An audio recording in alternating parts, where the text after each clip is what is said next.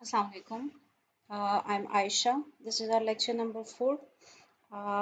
We are studying the subject basic marketing or essential marketing. Today we are going to discuss an important topic which is strategic planning process. Um, strategy is derived or it is done after we are done with the planning part of the planning part. The difference between a strategy and raw planning is planning में हम हमारा focus होता है whatever we want to achieve, that is basically done in the planning part. Strategy में strategy जो है वो action plan होता है जिसमें आप basically resources allocate करते हैं in order to achieve whatever you are planning for, you are trying to achieve that. But this is a real action plan, so you allocate resources to it. That makes it a strategy. A difference between a strategy and a plan. Strategy यहाँ पे जो हम use करेंगे strategy जो long term की planning की जाती है वी कॉल इट स्ट्रैटेजी.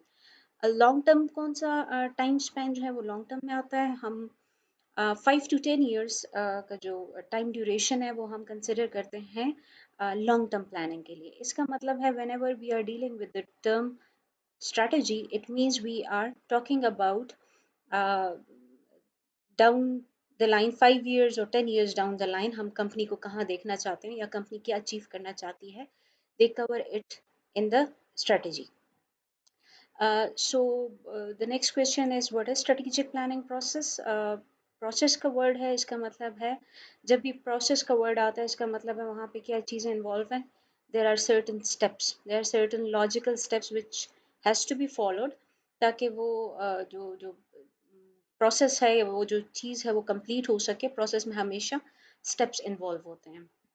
अब स्ट्रेटिजिक प्लानिंग प्रोसेस में हम क्या करते हैं, हम ऑर्गेनाइजेशन की इंटरनल कैपेबिलिटीज़ को देखते हैं. ऑर्गेनाइजेशन कितनी कैपेबल है, क्या करने के कैपेबल है, क्या करना चाहती है. And then we observe scan the external environment कि एक्सटर्नल एनवायरनमेंट में क्या क्या अपॉर्चुनिटीज़ मौजूद हैं, हम कौन सी अपॉर्चुनिटी को हासिल कर सकते हैं, कौन सा प्रोडक्ट लॉन्च कर सकते हैं, कौन सी सर्विस लॉन्च कर सकते हैं. फिर हमारे पास कैपेबिलिटी क्या है, हमारे पास पैसे कितने हैं, हमारे पास कौन से स्किल्स मौजूद हैं, हमारा ह्यूमन रिसोर्स किस तरह का है.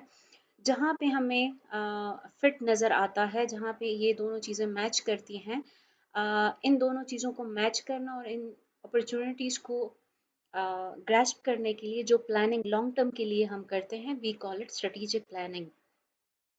I have just written it in the first bullet. Okay, strategic planning is the process of developing and maintaining a strategic fit between organizational goals and capabilities and its changing environment opportunities.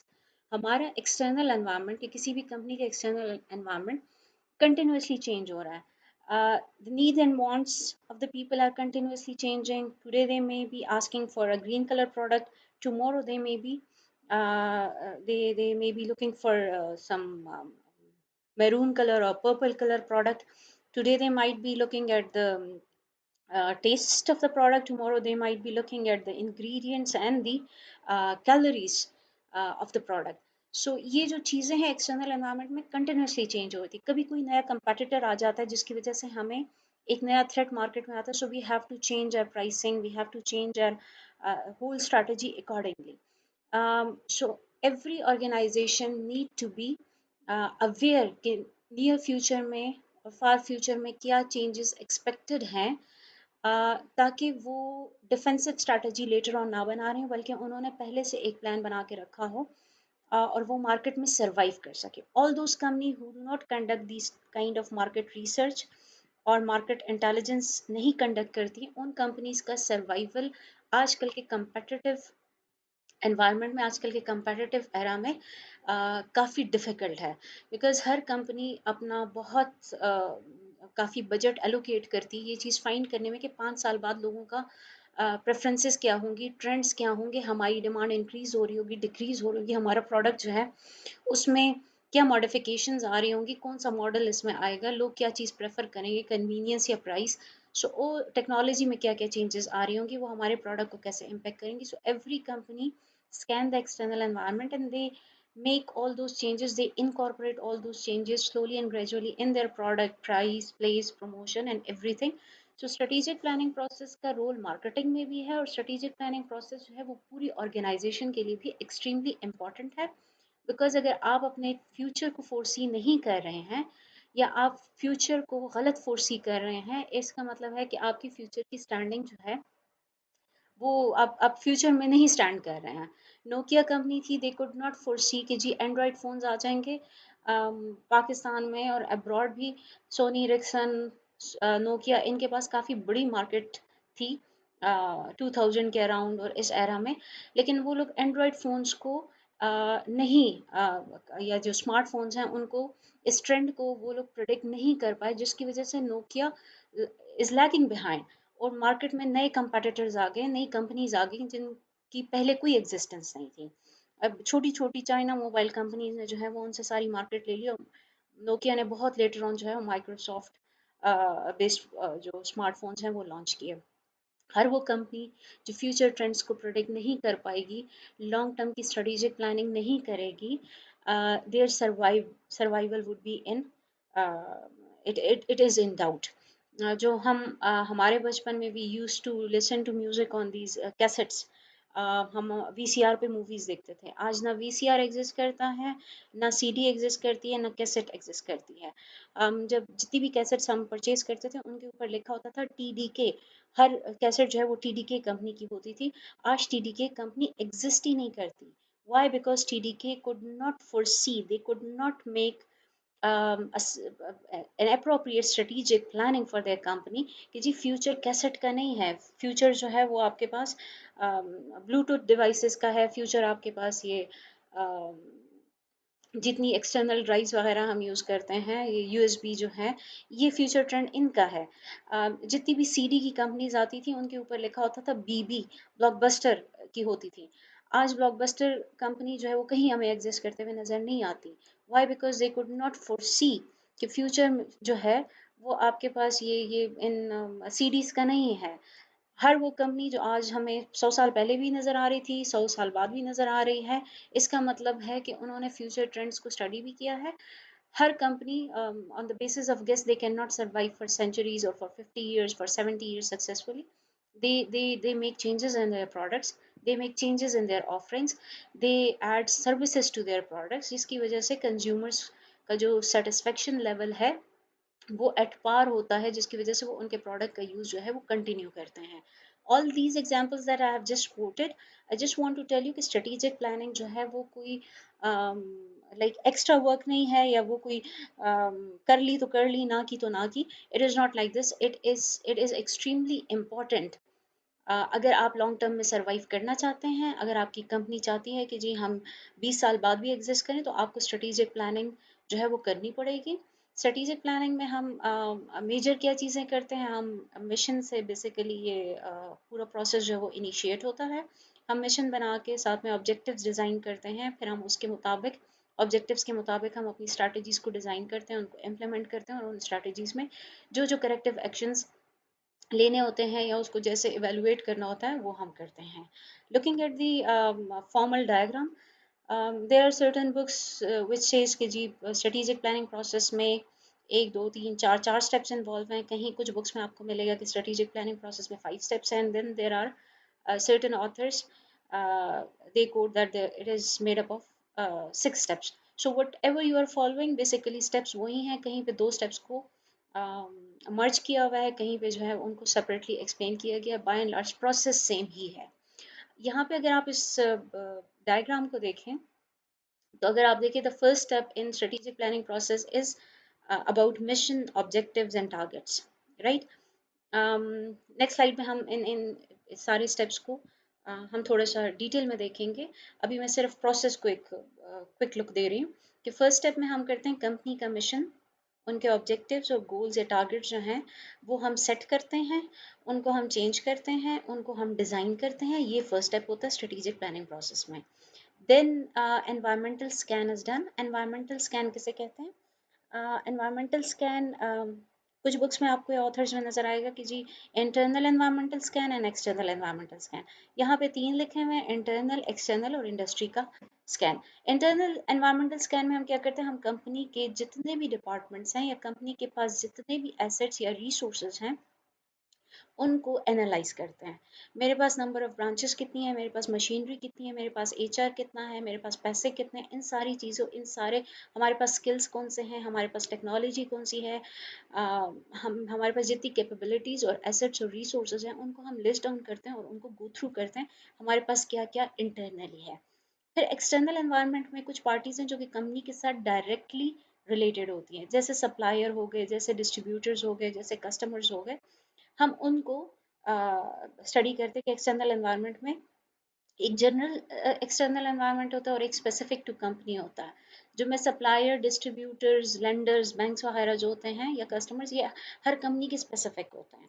और एक general होता है general environment होता है जी, political trends क्या चल रहे हैं, एनवायरमेंटल क्या चीज़ चल रही है, सोशल ट्रेंड्स क्या हैं, इकोनॉमिक्स किस तरफ मूव कर रही है, इकोनॉमिक फिगर्स किस तरफ जा रही हैं, ये सारे जो हैं वो जनरल होते हैं जो सारी कंपनीज पे इनका इम्पैक्ट आता है। हर कंपनी का मैक्रो एनवायरनमेंट होता है। तो हर कंपनी का माइक्रो एनवायरनमेंट एक्सटर्नल और हर कंपनी का एक्सटर्नल मैक्रो एनवायरनमेंट, इन सबको हम स्टडी करते हैं।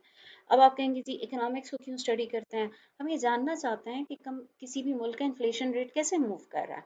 बिकॉज इन्फ्लेशन हाई होगा, लोगों की परचेजिंग पावर कम होगी, परचेजिंग पावर कम होने का मतलब ये कि मेरे प्रोडक्ट की डिमांड जो है वो ज़रूर इफेक्ट हो सकती है नेगेटिवली। लोगों का पर कैपिटा इनकम या जीडीपी जो है अगर बेहतर होता जा रहा है, it means that people have more money means that higher are the chances that they will purchase my product or more people will be purchasing my product in the near future. इसी तरह आपकी जो exchange rate है वो कम हो रहा है, ज़्यादा हो रहा है अगर मैं प्रोडक्ट को एक्सपोर्ट कर रही हूँ। सो ये सारी चीज़ें भी इम्पेक्ट करती हैं। पॉलिटिकल डिसीजंस जो हैं वो हमारी कंपनी को इम्पेक्ट करते हैं, इसलिए हम मैक्रो एनवायरनमेंट के भी सारे फैक्टर्स को स्टडी करते हैं और कंपनी के सप्लायर्स किस तरह हैं, सप्लायर स्ट्रांग हो रहे हैं, सप्लायर के पास बारगेनिंग पावर ज़्यादा आ रही है, कस्टमर के ट्रेंड्स क्या चल रहे हैं, कस्टमर क्या चीज़ मांग रहे हैं, कंपटीशन कितना इंटेंस हो रहा है, कितने न्यू कंपटीटर्स आए हैं, कौन जा रहा है, किसने और नई टेक्नोलॉजी हायर की एक्वायर की है, किसने कोई प्रोडक्शन प्लांट को एक्सपैंड किया, या इस तरह की जितनी चीज़ें हैं हम उनको स्टडी इसलिए करते हैं बिकॉज उनका हम पे डायरेक्टली इनडायरेक्टली इम्पैक्ट आता है। How does these impact, Bata sale लगाता है, सर्विस वाले की मजबूरी है, अलकरम लगाता है, गुल अहमद वाला उसके साथ सेल लगाता है, all the competitors which are close competitors जिनका बड़ा क्लोज कंपटीशन होता है, तो कंपेटिटर का एक एक स्टेप भी हमें अफेक्ट करता है। एक कंपनी लॉन्च करे ना तो सारों को वावेला पड़ जाता है, एवरी अदर ब्रांड और textile company is after this thing कि हम जी सबसे पहले हम लॉन्च कर दें, इसके बाद हम लॉन्च करते हैं। जो सेल पहले लगा दे औरों को टेंशन हो जाती है कि जी हमारी भी सेल लगी, so that our sales can short term पे हमारे पास हमारी सेल्स भी बूस्ट कर जाए। सो कंपेटिटर्स जो हैं वो हमें इम्पैक्ट करते हैं, इसलिए हम एनवायरमेंटल स्कैन है उसको कंडक्ट करते हैं अपनी इंटरनल स्ट्रेंथ्स और वीकनेसेस को फाइंड करने के लिए, और एक्सटर्नल एनवायरनमेंट में क्या अपॉर्चुनिटीज़ और क्या थ्रेट्स आएंगी या आ रही हैं जो हमें इम्पेक्ट कर सकती हैं, उन सारे ट्रेंड्स को भी हम क्या करते हैं, लिस्ट डाउन करते हैं, और ये एक प्रॉपर बड़ी सी रिपोर्ट की फॉर्म में हम इसको जनरेट करते हैं और फिर उसके मुताबिक हम अपनी कंपनी के लिए स्ट्रैटेजी डिज़ाइन करते हैं। फिर स्ट्रैटेजी फॉर्मुलेशन के लिए हमारे पास स्ट्रैटेजी मेकिंग की बहुत सारी ऑप्शंस होते हैं, बहुत सारे मॉडल्स हैं हमारे पास जिसमें से हम कोई भी फॉलो कर सकते हैं डिपेंडिंग अपॉन कौन से लेवल पे स्ट्रैटेजी बन रही है और कंपनी कौन से मॉडल को फॉलो करना चाहती है। हम इसमें से कुछ चंद मॉडल जो हैं वो अपने नेक्स्ट लेक्चर में we will go through them. Strategy जब डिज़ाइन कर दी जाती है फिर उसके लिए एक्शन प्लान बनता है, उसको इम्प्लीमेंट किया जाता है, लोगों के हवाले किया जाता है काम, तुम्हारा ये काम है तुम अब इसको करो। अगर मैंने स्ट्रैटेजी में बताया कि जी हम मार्केटिंग का बजट हमारे पास 5 लाख रुपए होगा और हम 5 लाख रुपए में 2 लाख रुपए ब्रोशर पे लगाएंगे, 2 लाख रुपीज़ जो है वो हम टीवी का ऐड करेंगे और 1 लाख जो है वो हम बिल बोर्ड्स लगाएंगे। तो मैं प्रैक्टिकली बिल बोर्ड डिज़ाइन करके कौन सा बिल बोर्ड किस एरिया में कौन से डेट से लेके कौन सी डेट तक हमने वहाँ पे डिस्प्ले में करना है, तो ये सारी चीज़ें आपके एक्शन प्लान में आती है। Then we have performance tracking and control. देखिए, जितनी चीज़ हम कह रहे हैं स्ट्रैटेजी जो है वो लॉन्ग टर्म के लिए होती है। इसका मतलब है जितना पीरियड दरमियान में ज़्यादा गुजरेगा, उतना ही हमारे पास क्या ज़्यादा होगा, उतनी ही उसमें एरर, मिस्टेक्स या चेंजेस जो हैं वो हमारे पास ज़रूर आती जाएँगी। अगर मैं आज सुबह उठती हूँ और आज का दिन प्लान करती हूँ एंड आई से कि जी I am going to visit the doctor, I will deliver my lecture and I will pick my kids from the school and I will have my lunch and evening में मैं कहीं नहीं जाऊँगी and I will just enjoy my evening at home और जी रात को I will go to bed early. तो इसमें error and mistakes will be less. लेकिन अगर मैं 10 डेज बाद के लिए अपने लिए एक प्लान बना रही हूँ कि जी मैं आज 10 दिन बाद जो है मैं इस्लामाबाद जाऊंगी और ये होगा, I don't know, may be there is an emergency and I'm unable to catch up my plan, which I was planning to go on a vacation, या जी मैं किसी ऑफ स्टेशन कहीं जाना चाह रही थी। मेरी गाड़ी भी दरमियान में ख़राब हो गई, ये इशू हो गया, वो इशू हो गया। सो जितना टाइम स्पेंड दरमियान में ज़्यादा आएगा, वहाँ पे मिस्टेक्स और एरर्स होने के चांसेस जो हैं वो उतने ही ज़्यादा होते हैं। So no strategy is perfect. Time to time जब हम उसको इम्प्लीमेंट कर रहे होते हैं, कभी इम्प्लीमेंटेशन में इश्यूज आते हैं।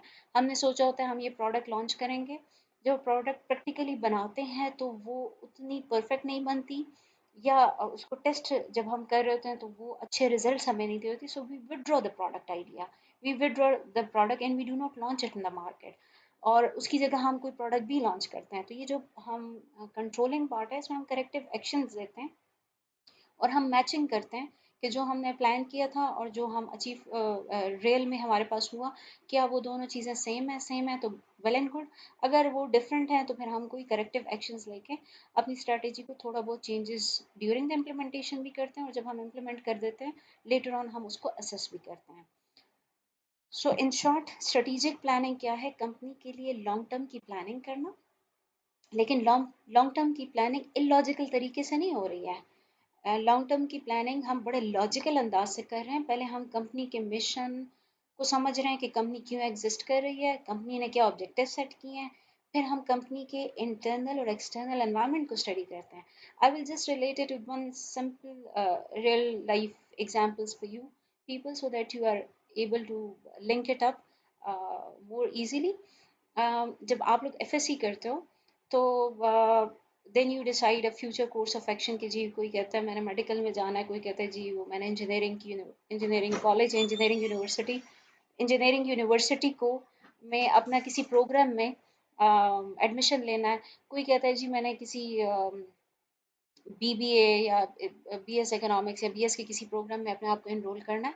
सो all these things are only possible when you know what are your FSC marks, आपका एंट्री टेस्ट उस जगह का आप क्लियर कर पाते हैं या नहीं, और फिर जिस जगह आप एडमिशन लेना चाह रहे हैं उसके लिए आपके पास पैसे भी मौजूद हैं या नहीं, your parents are willing to sponsor you और they are willing to support you कि आप इस प्रोग्राम में अपने आप को एनरोल करें, और क्या आप में उस प्रोग्राम या उस सब्जेक्ट को करने का कोई इंटरेस्ट, आपका अपनी जो जो पर्सनल प्रेफरेंस है, आपका इंटरेस्ट भी है या नहीं है, उसके मुताबिक इन सारी चीज़ों को देखते हुए, क्योंकि मैं हर स्टूडेंट जो है हम पुश नहीं कर सकते जी आप जाके मेडिकल कर लें, because that student may not have scored enough marks. वो स्टूडेंट ने या उसके स्टूडेंट के जो पेरेंट्स हैं, they may not be financially well off to support their wards की जो फ़ी है वो शायद ना पे कर सकें। सो आप जो भी फ्यूचर की स्ट्रैटेजी या आप जो फ्यूचर की अपने लिए प्लान करते हो, उसमें आप अपनी इंटरनल कैपेबिलिटीज़, अपने पैसे, अपनी इंटरनल कैपेबिलिटीज़ को भी देखते हो। एक्सटर्नल एनवायरनमेंट में आप क्या देखते हो, क्या उस चीज़ की डिमांड है, क्या मुझे इस प्रोग्राम की जो मैं प्रोग्राम स्टडी कर रहा हूँ उसके बाद मुझे कोई जॉब भी मिलनी है या नहीं मिलनी है। तो कंपनी भी अगर कोई अपॉर्चुनिटी एक्सटर्नल मार्केट में लेती है तो वो उसके मुताबिक ये देखते हैं कि क्या वो प्रोडक्ट सेल भी होगी या नहीं, क्या हमें इतनी एनफ सेल्स जनरेट कर सकेंगे कि हमारे पास एनफ सेल्स हम जनरेट कर सकेंगे कि हम सरवाइव कर सकें मार्केट में और सक्सेसफुल रह सकें। सो स्ट्रेटेजी के लिए एक्सटर्नल और इंटरनल एनवायरनमेंट की स्कैनिंग जो है वो एक्सट्रीमली इंपॉर्टेंट होती है। Now coming towards the detail of each step, जी हमने कहा कि सबसे पहला स्टेप होता है कि कंपनी जो है वो मिशन स्टेटमेंट या डिज़ाइन करे, या अगर कंपनी पुरानी है और नेक्स्ट स्पैन ऑफ टाइम के लिए स्ट्रेटेजी बना रही है तो पुराने मिशन स्टेटमेंट को हम एक रिव्यू करते हैं। अच्छा, अगर एक नई कंपनी बन रही है, फर्स्ट टाइम बन रही है और उन्होंने अपना मिशन स्टेटमेंट जो है वो डिज़ाइन कर रहे हैं for the very first time, तो उसके लिए चंद एक क्या उसका गाइडलाइंस कह लें। पहले ये मैं बता देती हूँ मिशन स्टेटमेंट क्या होती है। जब भी कोई कंपनी आप इस्टेब्लिश करते हैं, तो सबसे पहली डॉक्यूमेंटेशन में जो चीज़ आपने बनानी होती है, that is the mission statement. What is a mission statement? It clearly tells you about the purpose of existence of the company. दुनिया में कोई भी चीज़ विदाउट रीज़न एग्जिस्ट नहीं करती है। तो मैं भी अगर आज एक स्कूल खोलती हूँ, आज एक कॉलेज खोलती हूँ, मैं कोई अपने लिए कोई बुटीक खोलती हूँ, तो मेरे माइंड में कोई कोई कोई रीज़न होगा कि जी मैं ये क्यों खोल रही हूँ। हम जितने भी प्राइवेट बिजनेसेस होते हैं उनका पर्पस क्या होता है, they want to generate profits, they want to maximize their profits. So mission statement profit का हो सकता है। अब अगर गवर्नमेंट जो है वो एक नया अस्पताल खोलती है, तो गवर्नमेंट पैसे तो नहीं कमाती। गवर्नमेंट क्या चाहती है कि जी जो सिविलियंस हैं या जो लोग हैं उनका वेलफेयर हो सके, लोगों को health facilities at the least cost nearest जगह पे मिल सके। तो ये उसके लिए गवर्नमेंट जो है, तो एक गवर्नमेंट हॉस्पिटल का या गवर्नमेंट स्कूल का जो मिशन स्टेटमेंट होगा या पर्पस होगा, that would not be about making profits, rather they want to raise the standard of living of their citizens. अगर ईदी टाइप की या शौकत खानम की तरह की कोई ऑर्गेनाइजेशन होगी, तो उनका पर्पस क्या होगा, वो लोगों का वेलफेयर करना चाह रहे हैं, वो प्रॉफिट मेकिंग नहीं है। वो लोगों के वेलफेयर वेलफेयर के लिए काम कर रहे हैं। वो पॉवर्टी को ख़त्म करना चाहते हैं जी, वो हेल्थ फैसिलिटीज़ फ्री में देना चाहते हैं, या जो भी जिस एरिया में वो जो चैरिटी फर्म है या वॉलंटरी ऑर्गेनाइजेशन जिस एरिया में काम करी उसके मुताबिक वो अपना मिशन स्टेटमेंट बनाते हैं। मिशन स्टेटमेंट क्या बताती है हमें कि ये ऑर्गेनाइजेशन क्यों एग्जिस्ट कर रही है। हर कंपनी को मिशन स्टेटमेंट किस तरह का बनाना चाहिए। I have mentioned a word market oriented या customer oriented mission statement. Kodak company थी, 2000 में इन्होंने अपना नया मिशन स्टेटमेंट बनाया। कोडेक हमें सबको पता है जी, हमने पूरी उम्र ये कैमराज लेके तस्वीरें खींची हुई हैं, और कोडेक के कैमरा और रीलें ये हम अपनी लाइफ में किसी न किसी फेज ऑफ लाइफ में हम लोगों ने यूज़ किया हुआ है। सो कोडेक कंपनी का 2000 से पहले जो मिशन स्टेटमेंट था, that was we make cameras, right. By the dawn of new millennium 2000 में इनने अपना मिशन स्टेटमेंट क्या किया, रिन्यू किया, और उसमें उन्होंने लिखा we help you to preserve your memories, right. Memories को कैसे आप प्रिजर्व करते हैं, या डायरी लिखते हैं या तस्वीर होती है। तस्वीर वो सबसे ज़्यादा जो वाइडली यूज चीज़ है, कि वो आपको जब आप पुरानी 20 साल पुरानी तस्वीर भी देखें तो आप कहते हैं ये फलानी जगह हमने खींची थी, ये फलाना बंदा है, मैंने ये कपड़े पहने थे, हम यहाँ गए थे इतने दिन के लिए, यहाँ ये हुआ था, ये हुआ था। You have associated memories with that. आजकल का जो नया ट्रेंड है वो यही कहता है कि जी आपका मिशन स्टेटमेंट कस्टमर्स को क्या करे, इंस्टर करे। आप उसमें सिर्फ अपने पैसों की बात ना करें, because that gives a very mean message to the world और टू योर कस्टमर्स। आपको ऐसा मिशन स्टेटमेंट बनना चाहिए जिसमें ये फील हो कि जी you you you care about your customer. तो वही कोडेक कंपनी है, वही कैमरास बनाते हैं, लेकिन पहले वो डायरेक्टली बोल रहे थे कि वी मेक कैमरास। अब वो कस्टमर का को ज़्यादा आपकी I don't know what would be the appropriate term, कि जी वो इंस्टर करना चाहते हैं या उनको इमोशनली थोड़ा सा टच करना चाह रहे हैं, तो कह रहे हैं जी हम आपको हेल्प करते हैं इन प्रिजर्विंग योर मेमोरीज। अब कोडेक कंपनी पुराने मिशन स्टेटमेंट के मुताबिक कोडेक वाले कैमरा के अलावा कुछ नहीं बना सकते। अच्छा, मिशन स्टेटमेंट में आपने जो बात लिखी होगी, अगर आपने अपने प्रोडक्ट का जिक्र कर दिया, तो आप उसके अलावा कोई और प्रोडक्ट नहीं बना सकते। मिशन स्टेटमेंट आपको बार करती है, इसलिए मिशन स्टेटमेंट को यूजुअली बड़ा जेनेरिक और ब्रॉड बनाया जाता है। अगर मैंने अपने मिशन स्टेटमेंट में लिख दिया कि जी we are a juicer making firm, तब मैं जूसर के अलावा कुछ नहीं बना सकती। इंस्टेड आपको क्या बनाना चाहिए, इसको ब्रॉड बनाना चाहिए। जैसे कि आप लिखें जी we deal in electric appliances.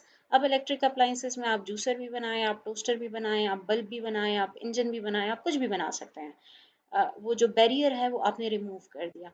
लेकिन अगर आपने लिख दिया कि जी जूसर मेकिंग, तो बस अब आप जूस के अलावा कोई और चीज़ मैन्युफैक्चर नहीं कर सकते। ये एक फ्लॉ है जी मिशन स्टेटमेंट से, जो है वो आपकी बाउंड्री होती है, उसके अलावा फिर आप कोई चीज़ जो है वो मैन्युफैक्चर या लॉन्च मार्केट में नहीं कर सकते।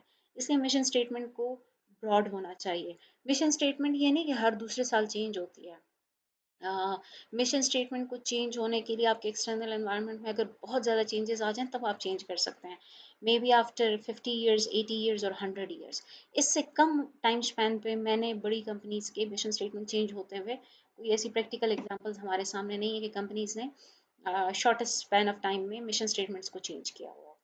सो I hope you are clear. Mission statement tells you the purpose, क्यों ये कंपनी एग्जिस्ट कर रही है। जी हम प्रोडक्ट बनाते हैं, जी हम कस्टमर को सेटिस्फाई करते हैं, जी हम ये काम कर रहे हैं, जी हम प्रॉफिट कमा रहे हैं, जी हम एजुकेशन दे रहे हैं, जी हम फ्री हेल्थ फैसिलिटीज़ दे रहे हैं। अब ऐसी कोई भी बात जो मुझे नज़र आएगी, इट मीन्स के this is the mission statement of that company. जब हमने मिशन बना लिया या मिशन को रिव्यू कर लिया, उसके बाद सेकंड पॉइंट इज कि हम कंपनी के ऑब्जेक्टिव्स और गोल्स बनाते हैं। ऑब्जेक्टिव और गोल्स में डिफरेंस क्या है? दोनों सेम चीज़ हैं। जो चीज़ आप हासिल करना चाहते हैं, the target that you want to achieve, that is your goal और ऑब्जेक्टिव। अगर वो आपने 5 ईयर के लिए रखा है, देन इट इज़ अ गोल। और अगर वो टारगेट 1 ईयर या लेस देन 1 ईयर के लिए है, तो फिर वो क्या है? वो ऑब्जेक्टिव है। The difference between goal and objective is both are the targets, future targets हैं। डिफरेंस क्या है? गोल जो है वो लॉन्ग टर्म का होता है, ऑब्जेक्टिव आपके पास शॉर्ट टर्म की चीज़ है। डिफरेंस क्या है जी? जैसे आप लोग आज फोर्थ सेमेस्टर में हैं, आप लोग बीएस इकोनॉमिक्स कर रहे हैं। So one of the student might be planning कि जी I after 5 my goal is to get a job in State Bank of Pakistan, right?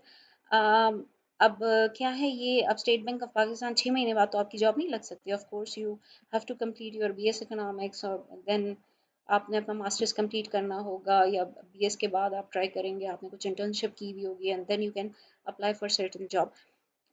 ये क्या है? ये लॉन्ग टर्म का है। ऑब्जेक्टिव क्या है? Objective within 1 year. Within 1 year आप लोग के क्या ऑब्जेक्टिव हो सकते हैं? I want to improve my written communication skills, I want to attend to workshops. I want to get 3 A's और 2A+ इन जो भी आपके 10 सब्जेक्ट्स बनते हैं, 8 सब्जेक्ट्स बनते हैं, जो एक साल के अंदर आपके 2 सेमेस्टर अगर 2 एग्ज़ाम्स होते हैं, आई एज्यूम, तो फिर आपका ऑब्जेक्टिव एक साल के लिए क्या हो सकता है कि जी अगर मेरे 12 सब्जेक्ट्स हैं या 10 सब्जेक्ट्स हैं, तो उसमें से मैंने 3 सब्जेक्ट में A+ लेना है, 2 में मैंने A's लेने हैं, और रेस्ट मेरे पास B से नीचे कोई ग्रेड ना हो। तो ये आपका ऑब्जेक्टिव हो सकता है। गोल क्या होगा? जो लॉन्ग टर्म का आपका टारगेट है, दैट इज़ गोल। जो शॉर्ट टर्म 1 ईयर या लेस के लिए आप अपने लिए कोई टारगेट सेट करते हैं, उसको हम ऑब्जेक्टिव कहते हैं।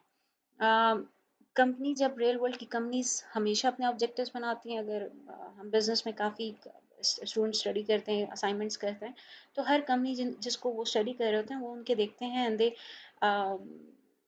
दे right in their assignments about the objectives of the company. Company के ऑब्जेक्टिव्स क्या होते हैं? हमेशा क्वांटिफाइड होते हैं। बिजनेस में जितनी भी चीज़ें होती हैं, वो क्या होती हैं? वो ब्रॉड नहीं होती, वो जेनेरिक नहीं होती, बल्कि वो बहुत स्पेसिफिक होती हैं। फॉर एग्जांपल, कंपनी कहती है कि हमारा इस साल का ऑब्जेक्टिव है that we want to train our employees. Now they do not mention it like this. Objective हमेशा बड़ा स्पेसिफिक होता है। We want to train 10 employees of finance department in the first quarter of 2020 by using this much of funds। ठीक है जी।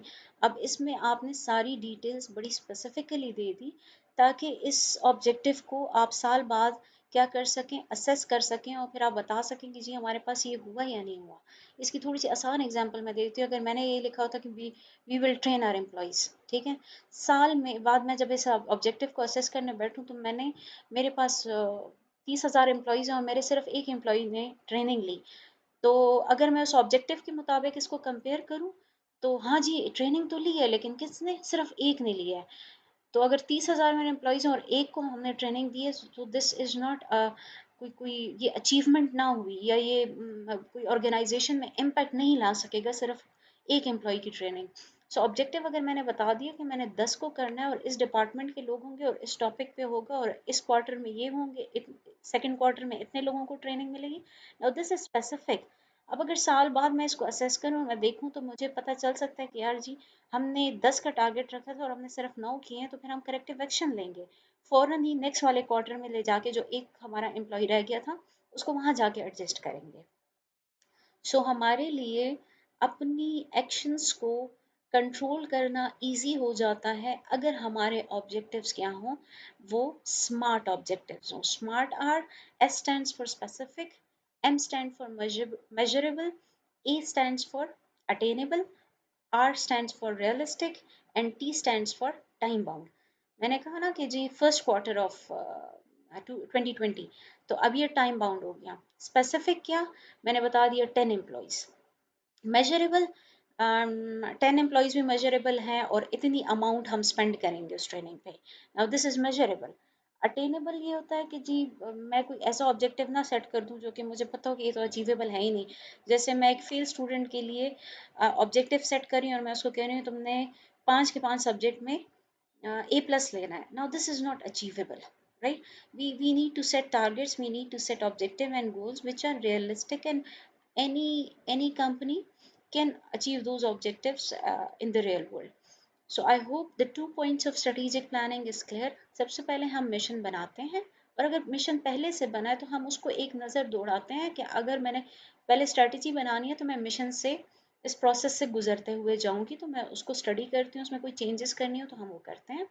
फिर उसके बाद हम कंपनी के लिए ऑब्जेक्टिव्स और गोल्स को सेट करते हैं। फिर उसके बाद हमारा नेक्स्ट स्टेप होता है कि हम इंटरनल एनालिसिस में कंपनी का जो बिजनेस पोर्टफोलियो है करंट, उस बिजनेस पोर्टफोलियो को हम एनालाइज करते हैं और फ्यूचर का बिजनेस पोर्टफोलियो जो है वो हम डिज़ाइन करते हैं। अब पोर्टफोलियो किसे कहते हैं? पोर्टफोलियो कलेक्शन ऑफ प्रोडक्ट्स है। बिजनेस पोर्टफोलियो में हम क्या डिस्कस करते हैं कि एक कंपनी है, अगर मुझे कोई कहता है जी KFC है या गुल अहमद कंपनी है और इनका बिजनेस पोर्टफोलियो और करंट पोर्टफोलियो जो है वो एनालाइज करें। अब गुल अहमद कंपनी जो है, आइडियाज़ जो है वो उनके पोर्टफोलियो में क्या क्या प्रोडक्ट्स हैं? उनके पास अनस्टिच्ड फीमेल क्लोथिंग है, उनके पास जो स्टिच्ड क्लोथिंग है फीमेल में, जेंट्स में भी ऐसी है, अनस्टिच्ड भी है, स्टिच कलेक्शन भी है। फिर उनके पास किड्स का सेक्शन है जहाँ पे वो सिर्फ प्रेट या जो स्टिच कलेक्शन है वो लॉन्च करते हैं। फिर उनके होम प्रोडक्ट्स हैं जिसमें कंफर्टर, जिसमें बेड शीट्स और पिल्लो कवर्स और ये चीज़ें हैं। फिर उनके पास टॉवल्स और कुशन्स, ये चीज़ें भी मौजूद हैं। और एक्सेसरीज भी हैं जिसमें शूज़ और बैग्स और ये चीज़ें भी एग्जिस्ट करते हैं। अब ये मैं इस पे अपना एक एनालिसिस देती हूँ जिसको मैं कहती हूँ कंपनी के पास ये करंट पोर्टफोलियो में प्रोडक्ट्स हैं। हम जब भी करंट पोर्टफोलियो को एनालाइज करते हैं तो उसके लिए हम एक मैट्रिक्स या एक टूल यूज़ करते हैं जिसको हम कहते हैं जी BCG मैट्रिक्स। दोबारा मैं बताती हूँ कि BCG किस चीज़ के लिए यूज़ किया जाता है। ये कंपनी अपनी एग्जिस्टिंग प्रोडक्ट्स को एसेस या इवेलुएट करना चाहे कि मेरी कौन सी प्रोडक्ट अच्छी चल रही, कौन सी बुरी चल रही है, किसका स्कोप है, किसका नहीं है। इसके लिए जो टूल यूज़ किया जाता है, जो मैट्रिक्स यूज़ किया जाता है, दैट इज़ BCG मैट्रिक्स। और BCG matrix stands for Boston consultancy group matrix. ये एक कंसल्टेंसी ग्रुप थे और उन्होंने ये मैट्रिक्स बनाया था जहाँ से ये बड़ा इसने पॉपुलैरिटी गेन कर ली थी। और हमने इसको अब हर कंपनी जो है वो BCG मैट्रिक्स जो है वो अप्लाई करती है। So basically it is use to evaluate और assess the companies existing portfolio में जितने प्रोडक्ट्स हैं उनको हम असेस करते हैं। और इस मैट्रिक्स में 4 क्वाड्रेंट्स हैं या 4 चीज़ें हैं जिसमें हम अपने डिफरेंट जो प्रोडक्ट्स हैं उनको प्लॉट करते हैं। सबसे पहले होता है question mark, star, cash cow और डॉग्स। मैं नेक्स्ट स्लाइड पे जो डायग्राम के थ्रू है उसमें आप लोग को थोड़ा सा इसको एक्सप्लेन करती हूँ। अगर आप मेरे पास यहाँ पे देखें तो एक्स एक्सिस पे हमारे पास एक चीज़ लिखी हुई है जिसको कहा हुआ है मार्केट शेयर, और वाई एक्सिस पे हमारे पास होता है मार्केट ग्रोथ। ये 2 चीज़ें हैं जी, और इन दोनों को अगर आप क्लियर करेंगे तो फिर उसके बाद ये जो सारी की सारी डायग्राम है ये थोड़ी सी क्लियर होगी। एक्स एक्सिस पे हमारे पास क्या है? Market share. सेकेंड चीज़ जो वाई एक्सिस पे है वो क्या है? Market growth. मार्केट शेयर क्या होती है? अभी करंटली जी मार्केट शेयर मेरे पास कितना है? 10%, 15%, 20%। कुछ प्रोडक्ट्स होती हैं जिनका मार्केट शेयर ज़्यादा होता है लेकिन उनमें ग्रोथ नहीं हो रही होती, या उससे ज़्यादा उसमें ग्रोथ हो नहीं सकती है। लेकिन जो नए प्रोडक्ट लॉन्च करते हैं अगर वो लोग उसको एक्सेप्ट करना शुरू करें तो उसमें ग्रोथ के चांसेस क्या होते हैं, ज़्यादा होते हैं, और उसमें मार्केट शेयर भी इंक्रीज होने के चांसेस हमारे पास ज़्यादा होते हैं। Now coming towards the first one, that is question mark. अगर आप उसको प्लॉट करके देखें तो मार्केट शेयर उसके पास लो है, लेकिन मार्केट ग्रोथ क्या है, हाई। क्वेश्चन मार्क कौन से प्रोडक्ट होते हैं, जो प्रोडक्ट रिसेंटली कंपनी ने लॉन्च किए हुए होते हैं और उस पर हमें अभी क्लियर स्टांस नहीं होता कि जी ये प्रोडक्ट लोग एक्सेप्ट करेंगे या रिजेक्ट करेंगे, लेकिन यूजुअली क्वेश्चन मार्क में जो रिसर्च है वो ये कहती है कि 80 to 85% प्रोडक्ट्स जो हैं वो मार्केट एक्सेप्ट कर लेती है, 15 to 20% प्रोडक्ट जो है वो इनिशियल फेज में ही मार्केट से आउट हो जाते हैं। ना मार्केट शेयर क्वेश्चन मार्क जो है, इसमें अगर आइडियाज़ वाले डालते हैं तो हम उनका देखते हैं कि सबसे न्यू प्रोडक्ट उनका क्या है, मे बी उनने जेंट्स में जो टी शर्ट्स और ये चीज़ें निकाली हैं, मे बी हम उसको यहाँ पे प्लॉट करें कि वो क्वेश्चन मार्क है, सबसे न्यू प्रोडक्ट है, लोग थोड़ा बहुत एक्सेप्ट कर रहे हैं, मार्केट शेयर अभी कम है, लेकिन मार्केट ग्रोथ के चांसेस ज़्यादा हैं अगर कंपनी अपने इस प्रोडक्ट लाइन को प्रॉपर तरीके से मैनेज करे। क्वेश्चन मार्क जो है वो कन्वर्ट हो जाते हैं स्टार्स में, अगर वो प्रोडक्ट लोग पसंद करें तो उसका मार्केट शेयर क्या हो जाता है, इंक्रीज, हाई हो जाता है। Stars are those products which were launched some time back and people have accepted and started purchasing that product, तो वो उसको स्टार्स पर पहुंचा देते हैं और उसका मार्केट ग्रोथ और मार्केट शेयर क्या हो जाता है, हाई हो जाता है। अब मैं इसमें क्या कहूँ जी, प्रेट और जो किड सेक्शन था वो गुल अहमद का बहुत पुराना नहीं है, बल्कि वो क्या है, वो नया सेक्शन है। तो लोग पसंद करें, उनका जो स्टिच कलेक्शन है वो किड्स की और फीमेल्स की लोग पसंद करें और परचेज भी करते हैं, तो मैं आई एज्यूम कि जी हम उसको यहाँ पे प्लॉट कर सकते हैं। तो स्टार्स कौन सा है, जो कुछ थोड़े से पहले हमने वो प्रोडक्ट लॉन्च की and people have accepted that product, तो वो प्रोडक्ट हमारे पास स्टार्स में हो जाती है। और स्टार की फीचर क्या है कि इसमें मार्केट शेयर भी हाई होता है और मार्केट ग्रोथ भी हाई होती है। वो प्रोडक्ट जो कि स्टार्स में भी हमारे पास जब मार्केट शेयर मैक्सिमम को पहुंच जाए तो वो कैश काउ बन जाती हैं। हमारी वो प्रोडक्ट जो सबसे ज़्यादा चलती हो वो हमारे पास क्या होती है, वो हमारा कैश काउ होती है। कैश काउ की ख़ास बात क्या है, वो नाम भी अगर आप इसको देखें कैश काउ लिखा हुआ है, इसका मतलब है कि कंपनी की मैक्सिमम सेल्स जिस प्रोडक्ट से आ रही होती है वो कैश काउ होती है। कैश काउ का नुकसान क्या है कि उसके पास ऑलरेडी मैक्सिमम शेयर होता है और उसकी ग्रोथ नहीं हो रही होती है, या ये स्टेगनेंट होती है, या ये क्या होती है, या फिर ये फ्यूचर में लो सेल की तरफ जाएगी। अगर हमने अपने बचपन में अगर कुछ ब्रांडेड टेक्सटाइल्स देखी थी तो Gul Ahmed was on the top of them, और हमारे बचपन में ये गुल अहमद अलकरम के अलावा ब्रांडेड सूट्स में हम नहीं देखते थे, फिर वो आम सारा खुला कपड़ा जो शफी मार्केट और इधर उधर बिकता था, फिर स्लोली ग्रेजुअली आरशीन वाले आए, छोटी मोटी फैसलाबाद कराची की टेक्सटाइल फर्म्स के जो जो कपड़ा है वो आने लगा, फिर स्लोली एंड ग्रेजुअली ब्रांड्स हमारे पास मार्केट में आए।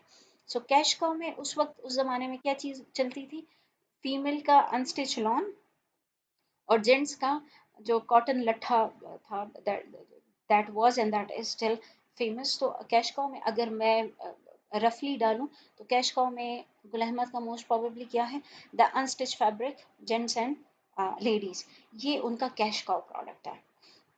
अब कैश काउ के साथ मैंने क्या बताया कि सेल्स हमें सबसे ज़्यादा देता है, पैसा ला के देता है, लेकिन प्रॉब्लम ये है कि वो उससे ज़्यादा इंक्रीज नहीं हो सकता, मार्केट शेयर ऑलरेडी उसके पास मैक्सिमम, इससे ज़्यादा वो ग्रो कर ही नहीं सकता। अब अगर कैश काउ एक कंपनी अच्छे तरीके से मैनेज करती है तो प्रोडक्ट आपका कैश काउ में 100 साल भी रह सकता है, 150 साल भी रह सकता है। लेकिन अगर कंपटीशन इंटेंस हो जाए या आप उसको प्रॉपरली उस क्वालिटी को मेंटेन ना कर सकें, या प्राइसिंग को या पैकेजिंग को या किसी भी चीज़ को, तो वो वाला प्रोडक्ट आपका किस में कन्वर्ट हो जाता है, डॉग्स में कन्वर्ट हो जाता है। डॉग्स क्या होते हैं, जिनका मार्केट शेयर भी कम है और उसमें ग्रोथ भी नहीं है। डॉग्स में यूजुअली वो प्रोडक्ट्स आती हैं जो कि हमारे पास बहुत पुरानी होती हैं, बहुत अरसे से हम चला रहे होते हैं, लेकिन वो हमें अच्छी सेल्स नहीं दे रही होती, तो वो डॉग्स में चली जाती हैं। अच्छा, मैं इसको अब दोबारा लिंक करना चाहूँगी कि हमने ये बीसीजी जो है वो कैसे स्टार्ट किया था। हमने कहा था कि कंपनी अपना बिजनेस पोर्टफोलियो को, करंट बिजनेस पोर्टफोलियो को एनालाइज करने के लिए बीसीजी यूज़ करती हैं, ताकि वो फ्यूचर की क्या बना सकें, स्ट्रैटेजी बना सकें। अब क्वेश्चन मार्क के लिए स्ट्रैटेजी क्या होती है कि इसमें रिसोर्सेज भी लगाओ, पैसा भी लगाओ, इसको एडवर्टाइज भी करो। स्टार्स के लिए भी क्या होता है कि जी इसमें ह्यूमन रिसोर्स भी लगाओ, पैसा भी लगाओ, चल रही है एडवर्टाइजिंग, थोड़ी सी हम कम कर देते क्योंकि लोगों को अब पता चल गया कि जी हमारे पास ये प्रोडक्ट भी है। कैश काउज में बहुत हैवी एडवर्टाइजिंग हम नहीं करते। अगर आप आइडियाज़ का देखें तो आइडियाज़ वाले बहुत कम स्पेसिफिकली अपनी इस प्रोडक्ट को दिखाएंगे, क्यों? क्योंकि उनको पता है मेरी अनस्टिच कलेक्शन चलनी ही चलनी है। तो उनका फोकस इस पे कम होगा, और प्रोडक्ट्स जो उनकी नहीं चल रही होंगी या जो नई प्रोडक्ट्स आई होंगी उनको ज़्यादा फोकस करेंगे। जब हम डॉग्स की बात करते हैं तो जो कंपनी की जो प्रोडक्ट्स डॉग्स में होती हैं उनके लिए स्ट्रैटेजी होती है डाइवर्सिटीचर, विच मीन्स कि इस प्रोडक्ट से पैसा निकाल के क्वेश्चन मार्क या स्टार्स में डाल दो। अगर मेरे बैग्स या शूज़ नहीं चल रहे गुल अहमद के, तो उसके लिए स्ट्रैटेजी क्या है? डाइवर्सिटीचर। आप लिक्विडेट करें एसेट्स को, आप वहाँ से पैसा निकालें, उस स्टाफ को फारिग करें, उन मशीन्स को फारिग करें, उन लोगों को फारिग करें, उस जो एरिया आपने बैग्स और शूज़ को दिया उसको फारिग करें, और उस पैसे को उठाएं और जाके लगाएं स्टार्स वाली प्रोडक्ट्स में और क्वेश्चन मार्क की प्रोडक्ट में। अब आपको समझ आया कि हम बीसीजी पढ़ा पहले ये फाइंड करने के लिए हमारा कौन सा प्रोडक्ट कहाँ पे आता है। ठीक है जी, वो काऊ है या वो डॉग है या क्वेश्चन मार्क है या स्टार है। ये हमने क्यों प्लॉटिंग की? ताकि हम ये फ्यूचर की अप्रोप्रिएट स्ट्रैटेजी उसके लिए बना सकें। अब अगर ये डायग्राम मैंने ना बनाई होती तो मैं शायद रफली कह रही थी यार बेडशीट को ऐसे करो कि बस ख़त्म कर दो और हमें बेडशीट और क्विल्ट्स का सेक्शन नहीं रखना चाहिए। लेकिन जब मैंने रियल वर्ल्ड की उनका मार्केट शेयर और मार्केट ग्रोथ निकाली, तो वो बेडशीट नहीं निकला, बल्कि वो क्या निकला? वो मेरे पास शूज़ और कुशन्स हैं या जो भी चीज़ है, पर्सेस हैं, वो निकले, और उसके लिए हम स्ट्रेटजी क्या बना रहे हैं कि इसको लिक्विडेट कर दें। क्वेश्चन मार्क पे ज़्यादा पैसा लगाएं एडवर्टाइजिंग पे, स्टार्स पे थोड़ा सा कम, कैश काउ पे हम पैसा नहीं लगाते एडवर्टाइजिंग पे ना, उसके लिए नए सेल्समैन भी नहीं हायर करते। स्टार्स के लिए क्वेश्चन मार्क वाली प्रोडक्ट के लिए हम ज़्यादा सेल्समैन एलोकेट करते हैं, हायर करते हैं। So I hope this thing is now clear. uh, हम स्ट्रेटेजिक प्लानिंग प्रोसेस स्टडी कर रहे थे, और उसमें हमने मिशन स्टेटमेंट के स्टेप को आज जो है वो थोड़ा सा समझने की कोशिश की। Then we have talked about the goals and objectives, and then we have talked about the how to analyze current portfolio by using the BCG matrix. So this is all for today. I could not complete the whole lecture, this whole topic in one lecture. I'm going to split it in 2 or 3 lectures, ताकि ये topic जो है वो आप easily grasp कर सकें। हम strategic planning process के जो रिमेनिंग स्टेप्स हैं वो अगले लेक्चर में जो है इसको यहीं से कंटिन्यू करेंगे। Thank you so much.